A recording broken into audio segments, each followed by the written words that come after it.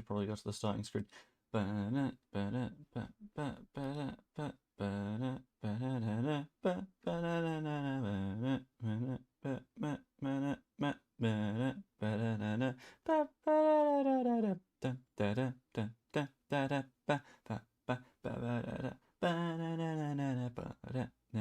Anyway, that'll do for an intro. Yeah, fine. Consider yourselves introduced.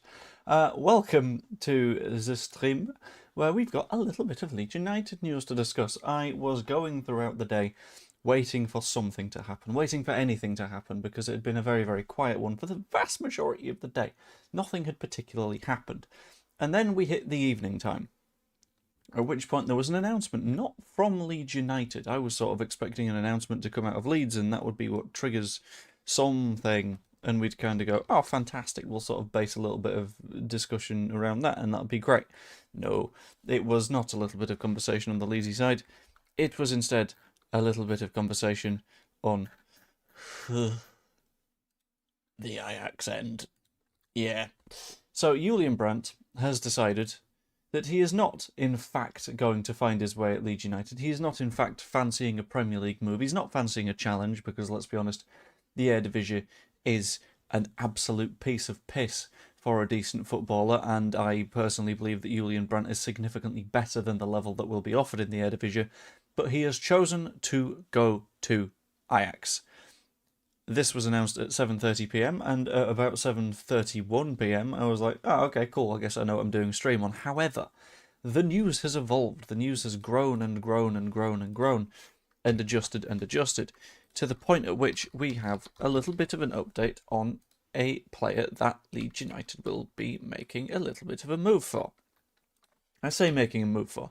A player that is on the Leeds United list is probably a more accurate way of looking at it, and it's an interesting player to have on the list because he's been on a list before. So, this is very specifically the fact that Leeds United have been evaluating other attacking options, particularly since Julian Brandt didn't sign prior to the US tour.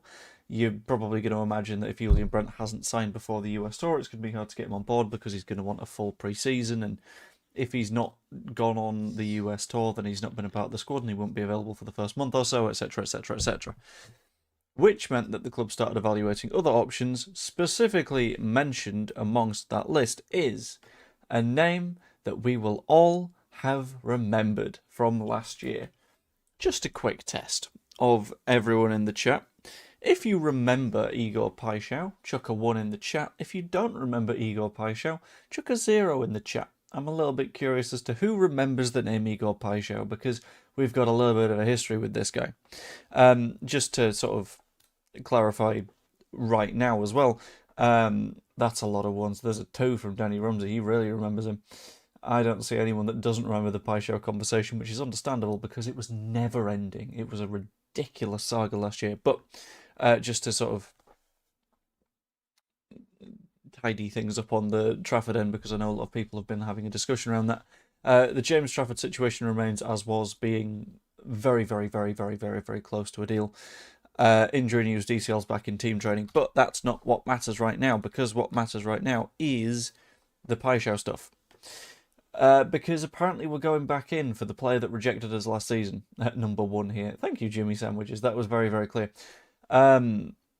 And the Paixão thing is going to be a very, very interesting conversation, because Marseille are potentially looking to move him on. The specific reason for that, I don't especially know right now. I think they might be having a little bit of financial trouble, which is fair, understandable, because Ligue 1 is financially a mess.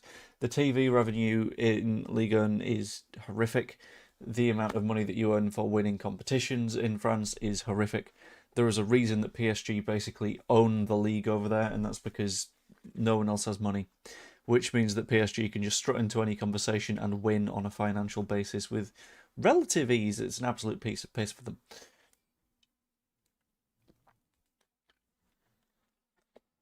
Which keeps things a little bit interesting, because this is going to be something that a lot of people say, and I am already seeing people say it,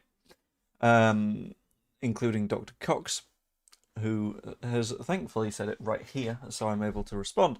Why bother with getting Paixão? And it's a completely fair argument because last summer it looked like it was between us and it was between Marseille.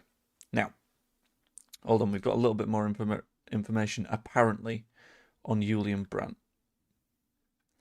Julian Brandt's wise decision. His father received the offer from Leeds United at the club's training ground in England. His dream was always to play in the Premier League. However, those who watched every one of his matches knew the league was too big for him. In Netherlands, the pace is different, etc., etc., etc. Okay, never mind. That seems like a sort of salty tweet. Never mind that. But on the Marseille stuff, yes, they need a hell of a lot of cash. And they recognise that selling on those prime assets, including Igor Paixão, is a way that you can get a little bit of cash in through the door, especially when you are in desperate need of it. Paixão is not a bad player at all. His performances in the Champions League last season were genuinely incredible, and I personally think he would be a big addition to the squad. But I do understand the conversations that a lot of people are looking at and having with each other around, well, he didn't want to come last season, and that is fair enough. He didn't want to come last season, but we need to look back into the past and recognise that a lot of the conversations that were happening at the time, it kind of adds up in a potentially positive direction for a Paixão move, because a hell of a lot of the discussion was that Leeds United at least offered roughly equivalent terms to Igor Paixão. Fantastic, brilliant, wonderful, all the fun stuff.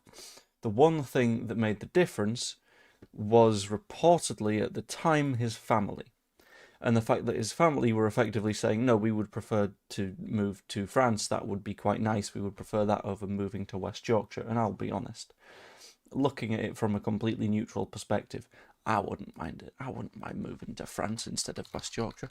Like, West Yorkshire is absolutely wonderful. However, it's currently raining in Marseille and it's 26 degrees Celsius. Like, it's the south of France at the end of the day, and when it comes to a Brazilian footballer thinking, where am I going to go to, the climate in Marseille is going to be significantly nicer than the climate in Leeds. Like, I understand it. The question from that point, however, becomes, okay, so, as has been mentioned by Mark Rankin in the chat, where's the money going to come from? Because the amount of money that they paid for Paixão last season was fairly significant. It wasn't small. If I have a look at quick transfer marked hunt to find out how much it took for him to go to Marseille, I believe it was about 40 million, but I can't remember specifically. I would like to provide accurate numbers, though, if I can. 30 million euros, apparently. Really? Oh, cool. 30 million euros to Marseille last season, which, I will be honest with you, isn't the most insane sum of money for Leeds at the minute. Because if you're having a look at what our front line looks like at the minute, you've got, out on the left, Noah Okafor, about 18 million. I think that was euros, so about 15 million quid, maybe. Harry Wilson was free. Like, a lot of people are ignoring this and saying, well, look, we signed Wilson already, we signed Muharemovic, we signed Trafford. We got to remember, we've sold Pascal Struijk, which is heavily sort of unamortized. You can just say we got 18 million quid from that, and it's pure profit. If you can amortize Muharemovic down, 5-year contract, so that's £7 million per year on the books, which is not too much, to be honest with you. Have a look at Trafford. Probably a 5-year contract, probably £40 million, £8 million per year, amortized, which is absolutely wonderful. Between, not Struijk, but out of the Struijk money, 8 million of that has gone to Trafford, 7 million of that has gone to Muharemovic, which leaves 3 million to go somewhere. And that's without considering the amount of money that we already had available to spend in various places. Because as much as a lot of people like to look at the world of sort of football transfers and go, it's like a family household, you get a set amount in your pay packet you'd have to spend within your means. That's not strictly the case when it comes to football finance, because we got the big 49ers boys. So as long as we're able to, I don't want to say launder, but you know what I mean, as long as we're able to make sure that that money is attractive enough on the books to not lead to fines, then I reckon we're pretty much fine. But he's a very, very good player. We know this. And he's a player that I wouldn't particularly have a problem with a signing, even though we admittedly have had an issue with him in the past with a few people thinking, well, he clearly wasn't committed to the club at the time, etc., etc. He's a very, very good footballer, though. We've got to remember that. He's not the tallest. He's like 168 centimetres tall. Don't know about that in feet and inches. But the fact that we are actively looking at him is a positive, and he's not the only attacking option that we are looking at either. And it's very clearly creative options that we're looking at too. So specifically in the Smith tweet, it says that Leeds United have been evaluating other attacking options being across the line, because we know Wilson can play in the 10 or on the right. We know Aronson can play in the 10 or on the right. He's probably not going to play in either, let's be completely honest here. But at the same time, Okafor can play in the 10 or up top, which means that we're going to have a hell of a lot of options, which is very, very nice. I'm not going to complain about that one in the slightest. We've got a lot of flexibility about the squad right now. And I think adding PAIXAO isn't necessarily going to hurt that flexibility. If I have a quick look at his profile, and I'm going to share his profile so we can all have a bit of a look. Don't show me the dodgy adverts and stuff. I've moved to a new browser, and I just keep getting like, have you seen this weird-looking surgery thing? I don't want to look at the weird surgery thing, but in terms of positionally, he can play on the left, he can play on the inside, which is something that we could really, really do with, because that, again, flexibility across the line. One of the most dangerous versions I've seen of Leeds United is when, I can't remember who specifically was playing, but we had a line of 3 behind a number 9, and the 3 were so ridiculously fluid. They were just flowing from position to position to position, causing a hell of a lot of problems for the other side. And that was genuinely fantastic, because it meant that they just didn't know what to do with us. It was wonderful stuff. I think it was definitely Georgie, maybe Nonto, and I can't remember the third person. But there was a lot of fluidity in the line behind the number 9, which is ultimately what you kind of need. You want to make yourself as unpredictable as possible. And the fact that PAIXAO can, A, control a web page, B, control a ball, but C, play on the left wing, which is very, very nice. It's a good thing to have. And we know that Noah Okafor can't play a full 90 minutes. But on the right, he can play there as well, which, again, wonderful little addition. And in the middle, can play in the 10. Again, that flexibility, that versatility, that ability to be fluid is something that will massively benefit Leeds United going into next season. I'm very much looking forward to signing a player that can do that. Why help a team out who had someone like Mason Greenwood playing for them? We're not helping them out. Like, I think viewing it as doing them a favour is a very weird way of looking at it. I wouldn't say we helped Leon out when we signed Lucas Perry. I'd say we signed a footballer from a distressed seller, because distressed sellers will sell for less money. This isn't a case of, oh, we'll do it out of charity. It's a case of we're doing it because he's a very good player. Also, a little bit of relatively breaking news, I think, that I'm just going to quickly cover for a moment. Chelsea received £10 million fine from the FA and a suspended 2-window transfer ban. You know what word pisses me off there? Suspended. You know who had a transfer ban last season because their owners were genuinely dreadful and they were forced into an embargo? Hull! Which meant that we didn't get any money out of Darko JB, which was a little bit of a pain. But I think suspending transfer bans does absolutely nothing. And if you charge someone a £10 million fine for financial breaches,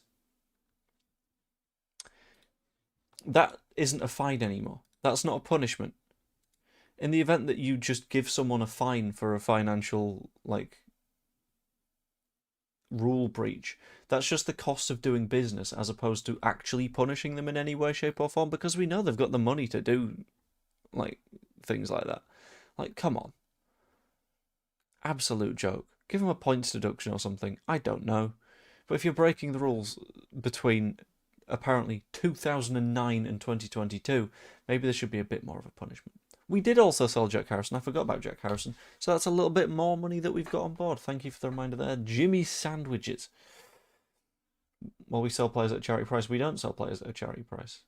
Pascal Struijk, for example, I don't think was a charity price. We don't know how much we sold Jack Harrison for. Did I say Pascal Struijk or Jack Harrison? I don't know. But it's a case of, for the last few years, we've not really had players to sell for any significant price. And you can't really say that when, the sale of Archie Gray as one example a couple of years ago. He was, I believe, the third most expensive 18-year-old of all time. Which, I mean, come on, you can't really say that's a charity price. A bit bonkers. PAIXAO will never join us, another waste of time. I don't think it is. I think the fact that it was such a long, protracted discussion last season means that there is, at the very least, potential. And the fact that clearly Marseille aren't that bothered about having him around right now means that we are the option that's been interested in the past that he was also interested in. Also, the sell-on clause. I completely forgot about that sell-on clause.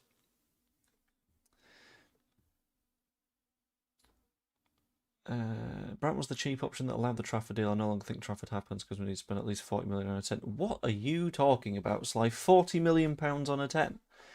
We don't have we have never had a single player that has cost us 40 million pounds. Never mind a 10. Also, thing that I've just seen Joe retweet, which is incredibly valuable.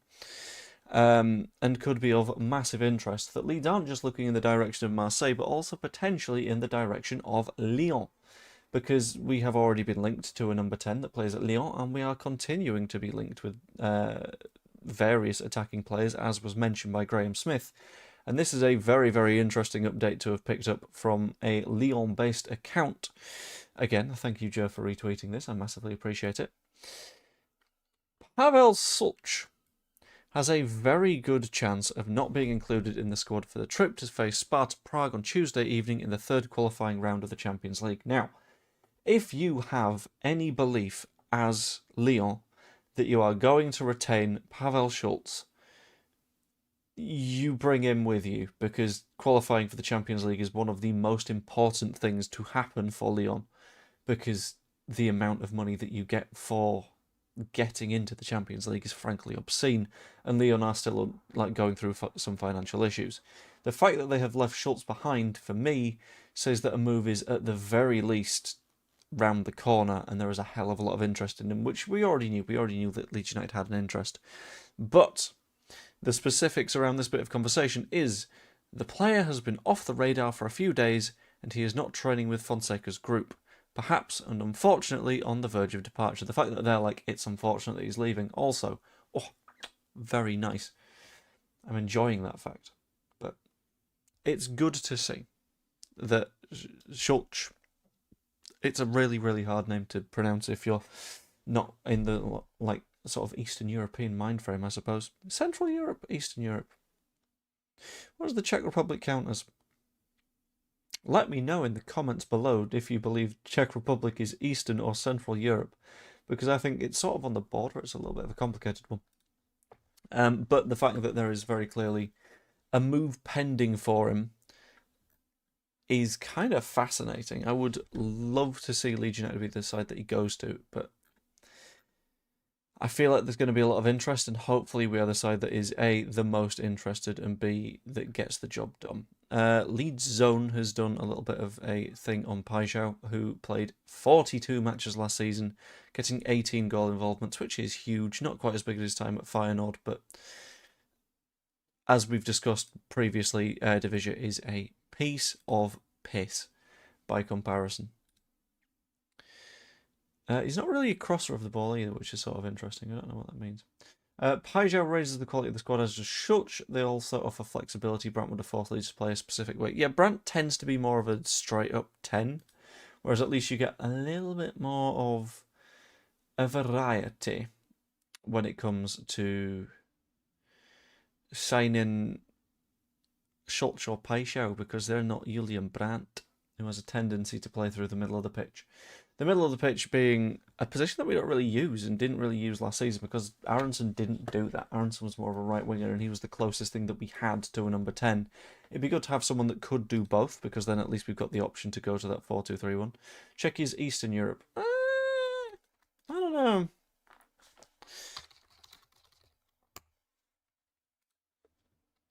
It's sort of besties with Austria, isn't it? Yeah, I don't know if I call... Right, we're going on a little bit of a detour here, right? Out of pure sort of technicalities, because I want to get what the view is, you know? Right, Czechia is here.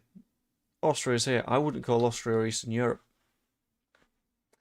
And Czechia is directly north of Austria. So I'd go central. I'd say Central Europe is probably Germany, Switzerland, Austria, Czechia. Then Eastern Europe is Poland, Slovakia, Hungary. I'd call the Balkans their own thing entirely because the Balkans is a terrifying place that I do not wish to discuss. But then you get to Southern Europe with Italy, Spain, Portugal. France is Western Europe.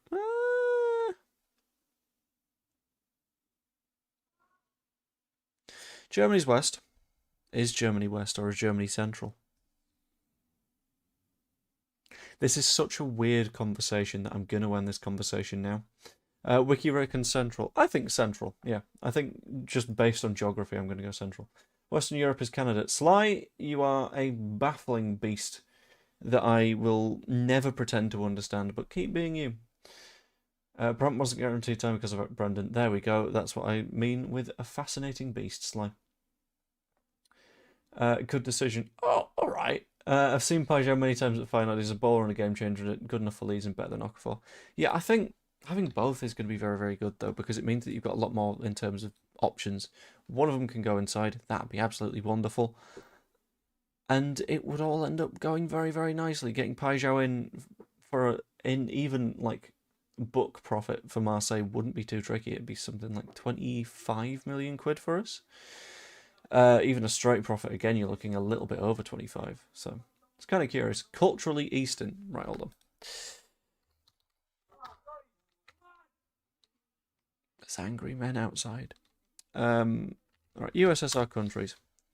Let's have a look. Because I think Eastern Europe, you probably look at the Soviet Union as like your definition of what is Eastern Europe. Poland wasn't in the USSR. Right, okay, that confuses things a little bit. But you know what I mean. The Eastern Bloc, you know. Who was in the Eastern Bloc? Oh, Czechia was in the Eastern Bloc. Never mind, I've decided I do not have this opinion because it works against what I was saying. Ha! I can do that, I've decided. What's Greece then? Oh, Greece is Southern Europe. Greece is definitely Southern Europe. Because it's on the Med. Hey Joe, what about Pavel Sulc? Sulc would be a fantastic signing, to be honest with you. He would be a fairly expensive signing. I don't see us getting Paixão and Sulc. I think it'll be one of the two. I wouldn't at all mind Sulc being the signing just because he's distinctly a creator, and having a creator do that job behind DCL would be a spectacular addition to the squad and really help the way that we play. But Joe has McDonald's Wi-Fi. What are you talking about, McDonald's Wi-Fi? I'm so confused. It wouldn't surprise me if Newcastle want Longstaff back. Well, I don't... Yeah. Considering the midfielders they're losing, they could really do with getting someone in, but I don't know whether that'd be the case. Why are we having a geography lesson? What's that got to do with Leeds? Right, okay. So, everyone, Leeds is in West Yorkshire, or specifically the West Riding of Yorkshire. There are several Yorkshires to be discussed. You've got North Yorkshire, South Yorkshire, and East Yorkshire. East Yorkshire's a bit more of a mess than West, but, you know, I think West is best. Yeah, just, you know what, so, John, if you hadn't realised, sometimes the conversation goes to weird places on my stream, and you just got to roll with it sometimes, you know? It happens. If you hadn't noticed, we do fly-along streams sometimes. What's that got to do with Leeds? Not much. That's just got to do with Joe wants to look at a map from above. Joe is an aviation nerd. This happens sometimes. It's all good. I'm just saying, it's a vibe, you know? On that note, is Denmark Scandinavian? I think probably not. Is Finland Scandinavian? Oh, Finland is sort of the ball sack to the Swedish penis, though, so confuses things a bit. Anyway, just before we dive into more bits and bobs, does anyone have any further bits of news that they would like me to discuss on the stream? As always, I am open to suggestions from the chat if I've missed anything of interest. This is a player that I would absolutely love for Leeds United to sign, being Nico Trasoldi. Fantastic player. Brilliant up top. It's just a question of if we're looking for a striker, and if we are looking for a striker, as we are reportedly doing so, Trasoldi would absolutely fit the sort of profile that we're looking at Leeds United at the moment, which seems to be young, upcoming, potentially undervalued. He's playing at Union SG at the moment, and his numbers last season, I believe, were absolutely fantastic. Let's have a look at Nicola Tresoldi. Yeah, Club Brugge, been there since 2025, which is, he was there last season, basically. 40 appearances, 19 goals, which is a fantastic return. And that was just in the league. I think he scored in the cup as well. In Europe, 14 appearances, 4 goals, not bad in the slightest. The big question, where's Graham Smith going? I couldn't tell you, to be honest with you. I wish I knew. Joe, what's up with your mic? What do you mean, what's up with my mic? I think you're going to have to let me know. Hold on, I'm going to listen to myself for a moment. I'm going to speak a lot of words, test, words. And I'm going to say another couple of sentences like Pavel Sulc, Julian Brandt, Leeds United signing James Trafford in the next week or so, etc., etc. And I'm going to listen back to what that sounds like. 1 second, guys.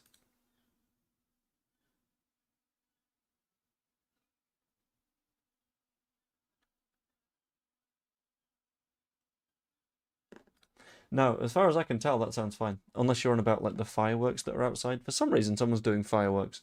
And I'm like, it's the end of July. Like, come on, let's not. Anyway, where were we?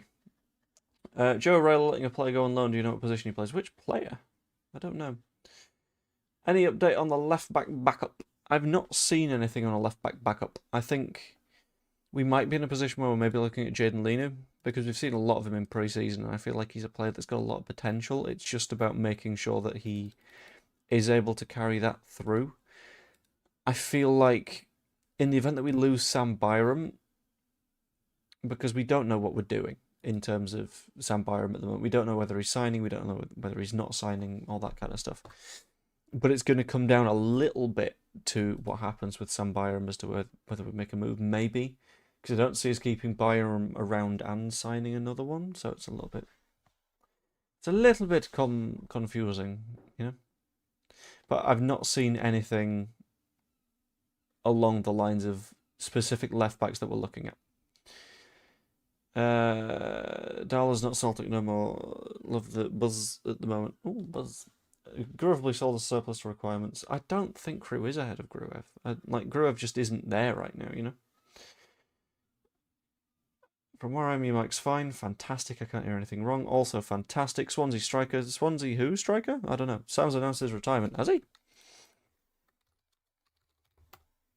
Oh, Wikipedia. Not according to Wikipedia, he's not. And I think that would have been updated by now. And I think there would have been some form of news article on it. And I've not seen anything. So I don't think Sam has announced his retirement. Let's get the striker position sorted first. Left back can be late in the window. I think I'd look for a sort of general all-in-all attacker more than a striker initially, at the very least. Just because having someone that can fill in that variety of roles. Because like Okafor can be a 9. I know he doesn't want to be. But we can go, right, Okafor, you're the 9 for a bit whilst PAIXAO plays, like if DCL's injured. Like, we have the ability to be a little bit flexible there already, but it's tough. Rooney Bargy, I had seen a little bit of stuff around Rooney Bargy. If we were to sign him, that would be spectacular. Plays at Barca at the moment. And he's one of those players on Football Manager that you've kept an eye on for like 5 years, and you're like, come on, I can't wait for you to move to a club that is good. Didn't really play much for Barca last season, to be completely honest. But let's have a quick look if there is any news surrounding him.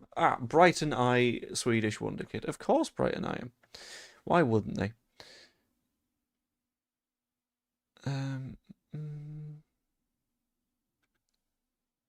Yeah, Bargy's been linked with a lot of clubs. It feels like the agent's doing a lot of work with that. Villa were reportedly offered Bargy and asked about Somerville, which is sort of interesting. There's been a Leeds transfer rumour linking us to Rooney Bargy, but that's just on the BBC gossip page. With Sport Witness apparently saying that Leeds, Villa, Sunderland, Fulham and Brighton were all interested in signing the Sweden and Barcelona winger Rooney Bargy. Interesting one. I think that'd be more likely to be alone because he's got a lot of potential, although Barcelona do have the ability to make stupid transfer decisions and stab themselves in the back, which is potentially a thing. Bob, I think realistic 10s are the likes of Pavel Sulc, Paixão if you count him, but he's more of a winger. But yeah, those are the two that I'm keeping a little bit of a close eye on at the moment. But I'm sure someone would just pop up from somewhere, because the way that our scouting team works is they just occasionally do things. Kane's a goalkeeper coach for the under-16s. I mean, he might be, but I'm not going to complain too much about that. Does Tanaka stay or go? I think stay, to be honest with you. Like, in the event that we got Charles, it would be more of a question, but we've done our final bid. Southampton don't seem to be engaging with it. And, yeah, it's curious. Ultimately, I just think the clubs that we're dealing with need to just behave and go, yeah, you know what, fine, we'll accept that bid. Southampton could have done that ages ago, could have made things easier, but no, they've not done that, which is a bit of a shame. Do you think we need a backup for left centre-back who will play if two centre-backs get injuries like Rudden on Tarek last season? We had a situation like that before. Thing is, both of our defensive midfielders can step in there. I don't think they should, but Mastantuono would be a good signing, but I don't think that'd be the case. Anyway, I've gone a bit rambly, so I'm going to end that stream roughly there, because I've also got a little bit of work to do, which is going to be fun. I need to do a lot of research on some Japanese sports. So, if you enjoyed the stream, please pop a like on it. Subscribe if you haven't yet as well. It's an easy button to press. It's right down here. That'd be lovely of you. Become a channel member too. That'd also be fantastic. I'm going to leave that there. Hope you all enjoyed, and I will see you all maybe tomorrow. I'll see. Toodaloo. Ta-ra. And I'm going to do a little bit of outro music as well. Hey! This is the outro music. Yes, it is outro music. This is the outro music. Outro music. It's the outro music, yeah. Bye, everyone. Bye-bye. Bye.